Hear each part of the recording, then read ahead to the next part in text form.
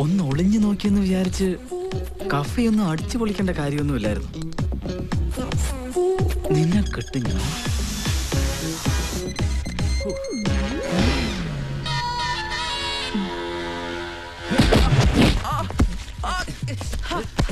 എന്റെ ആധാരം.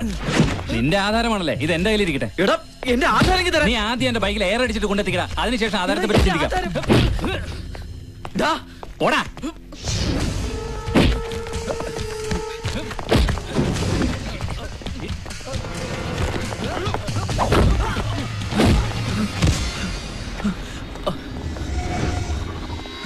Angel, Angel, Angel.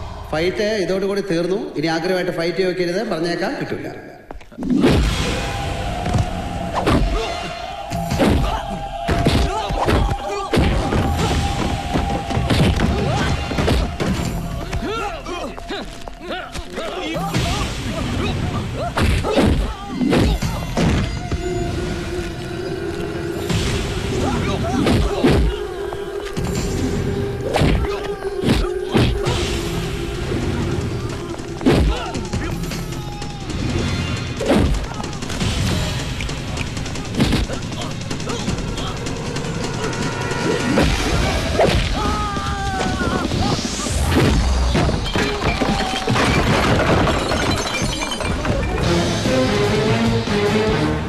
താനാരാ?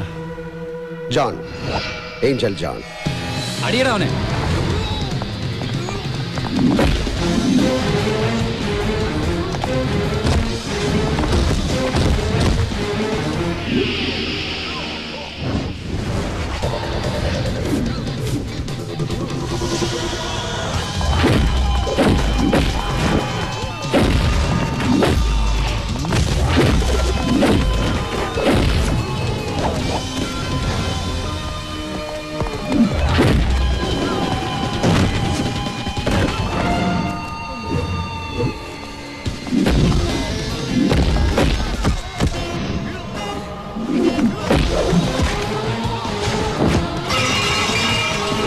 ഒരു രസം.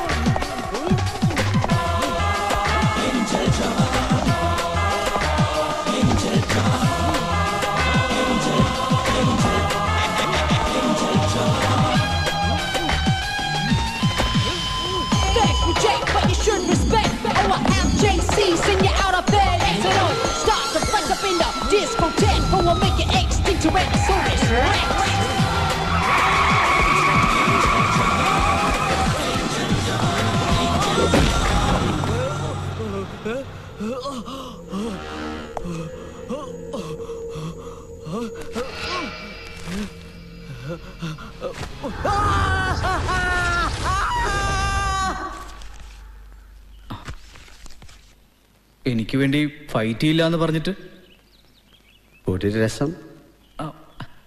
അപ്പ എന്നെ ഇഷ്ടമാണല്ലേ? ഏ ഏ അമ്മണി വെള്ളത്തിലേക്ക് മുങ്ങി ആ നഗ്നമേനെ പൊങ്ങി വരുന്നത് കാണാൻ ഹരികൊതിയോട് കാത്തുനിന്നു. എന്താ അവൾ വരാത്തത്? വരും, വരാതെ. 5 മിനിറ്റ് 43 സെക്കൻഡ്. വെരി പൂർ. മൂടൗട്ടാണ് മൂസാക്ക. നമുക്കൊന്നും കൂടി പൊങ്ങാന്നേ. അറിയാല 8 മിനിറ്റാണ് വേൾഡ് റെക്കോർഡ്.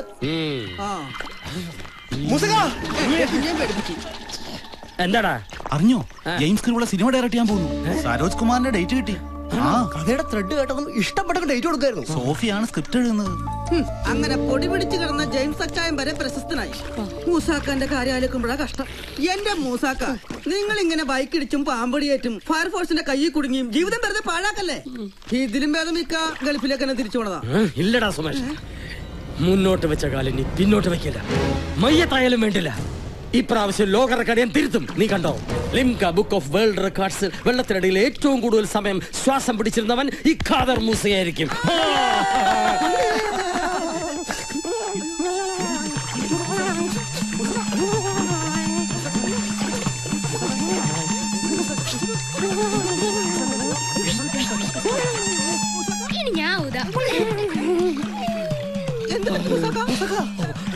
എന്നാ കണ്ണാടി കൂട്ടിലിട്ട് പാമ്പുകൾ കൂട്ടക്കടി കടിച്ച ശേഷം ഇതാ സ്ഥിതി.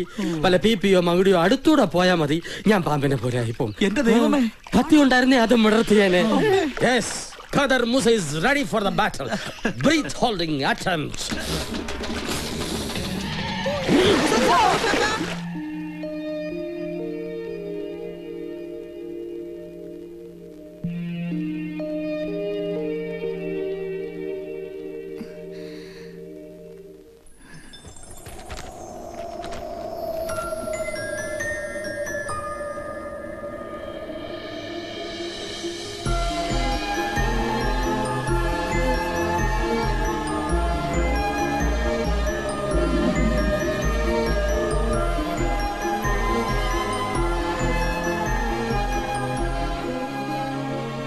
മോൾക്ക് എഴുതാൻ നല്ല വേഗതയുണ്ടല്ലോ.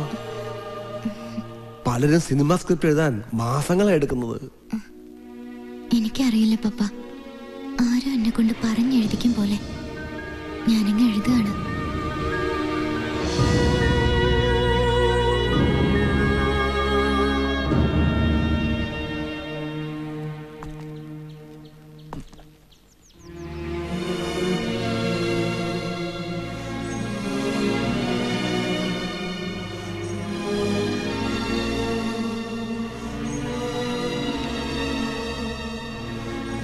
ആധാരം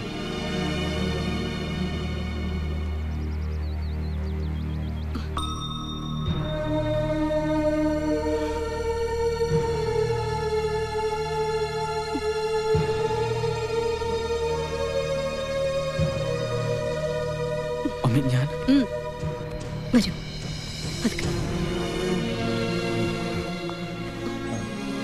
ഡാഡി,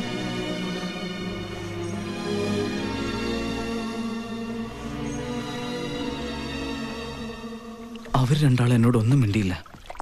നീ എവിടെയായിരുന്നു, നിനക്ക് സുഖമാണോ ഒന്നും ചോദിച്ചില്ല. എന്ത് പാരന്റ്സ്, എന്ത് ബന്ധം. മറഡോണ പഠിക്കാത്തവൻ, തെമ്മാടി, ഫൂൾ. അറിയോ, +2 വരെ ഞാൻ നന്നായി പഠിച്ചിരുന്നവനാ. എന്താ +2 കഴിഞ്ഞപ്പോ നിന്റെ തലച്ചോറ് ആവിയായി പോയോ? ഇല്ല, പക്ഷേ എൻ്റെ സ്വപ്നങ്ങൾ ആവിയായിപ്പോയി. 10th പാസ്സായ കമ്പ്യൂട്ടർ, +2 ഫസ്റ്റ് ക്ലാസ്സോടെ പാസ്സായാൽ ബൈക്ക്. ഇതൊക്കെയായിരുന്നു ഡാഡിയുടെ വാഗ്ദാനങ്ങൾ. ഒന്നും വാങ്ങി തന്നില്ല. കൂട്ടുകാരുടെ മുമ്പിൽ ഞാൻ വെറും ബെഡായിക്കാരൻ മാത്രമായി. ഒരു ചെരുപ്പ് പോലും ഇല്ലാതെ കഷ്ടപ്പെട്ട് പഠിക്കുന്ന എത്രയോ കുട്ടികളുണ്ട്. ഉണ്ടാവാം എന്ന് വെച്ച് ഞാൻ എനിക്ക് ചെരുപ്പ് കിട്ടിയാൽ ഇടാതെ നടക്കണം?